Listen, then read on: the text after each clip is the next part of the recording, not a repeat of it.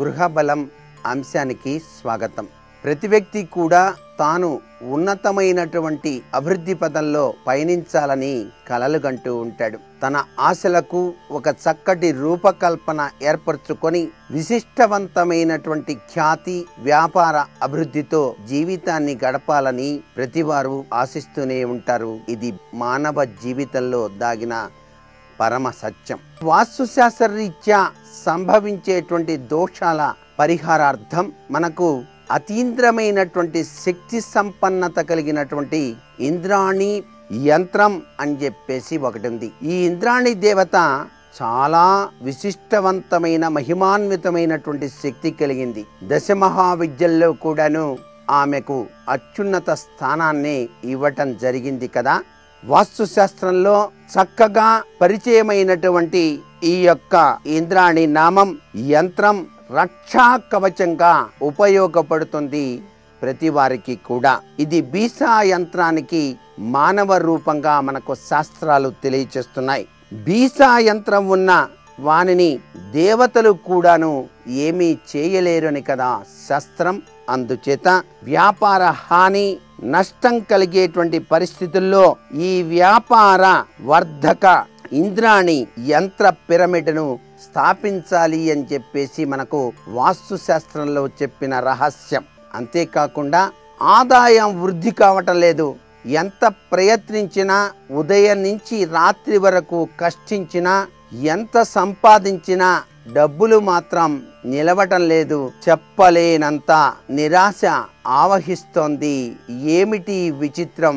దీనికి ఏదైనా పరిష్కార మార్గం ఉందా అని ఆలోచించేటువంటి వారికి ఈ యొక్క చిన్ని తత్వం ఆచరించినట్లయితే చక్కటి ఫలితాన్ని పొందవచ్చు. మీరు ఒక శనివారం రోజున దుకాణం మూయటానికి ముందు ఒక గుప్పెడు నల్ల మినుములు మీ దుకాణంలో వెదజల్లిరండి. మర్నాడు ఆదివారం నాడు జాగ్రత్తగా ఆ మినుములన్నిటినీ కూడా చీపురుతో ఒక చోట చేర్చి పొట్లం కట్టి ఉంచండి. దుకాణం బయట మాత్రం జాగ్రత్తగా దాన్ని దాచండి.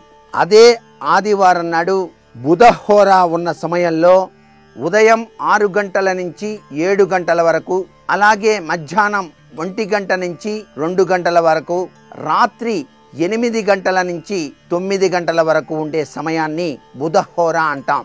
ఈ హోరా సమయంలో మీరు నల్లని దారంలో మచ్చలేని ఒక పసుపు పచ్చ రంగు కలిగినటువంటి నిమ్మకాయను తీసుకోండి. దానిపైన 5 లేక 7 పెద్ద పెద్ద ముడి మిరపకాయలు గుచ్చండి.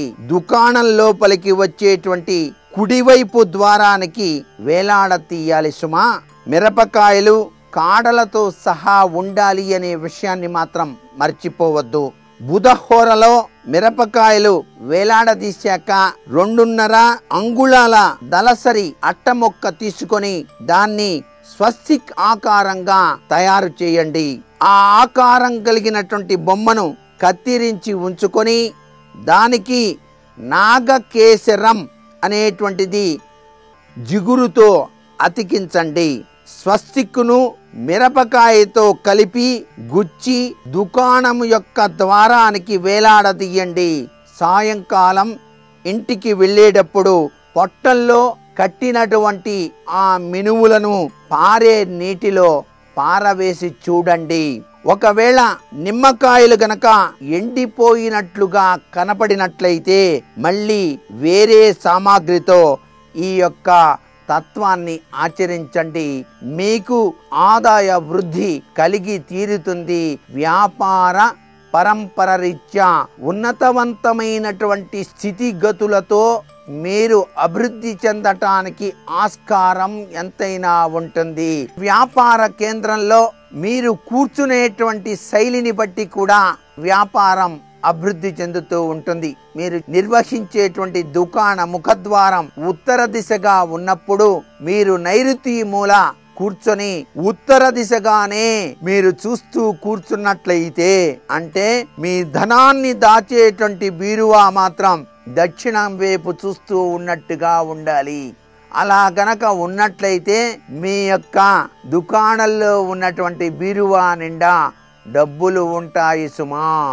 అలా కాక మాకు కూర్చోవటం వీలు పడదండి, ఇక్కడ మేము తూర్పు దిశగానే కూర్చున్నాం అని చెప్పేసి కనుక మీరు కూర్చున్నట్లయితే ఆ యొక్క టేబుల్కి ఉన్నటువంటి సొరుగులో ఉండేటువంటి డబ్బులు మీరు గనక తూర్పు దిశగా గనక కూర్చుని గనక ఉన్నట్లయితే అవి నైరుతి మూల చూస్తూ ఉన్నట్టుగా ఉంటాయి. కాబట్టి మీకు డబ్బులు వచ్చినా నిలవవు సుమా అనే విషయాన్ని కూడా గుర్తెరగాలి. సర్వే జనా సుఖినో భవంతు.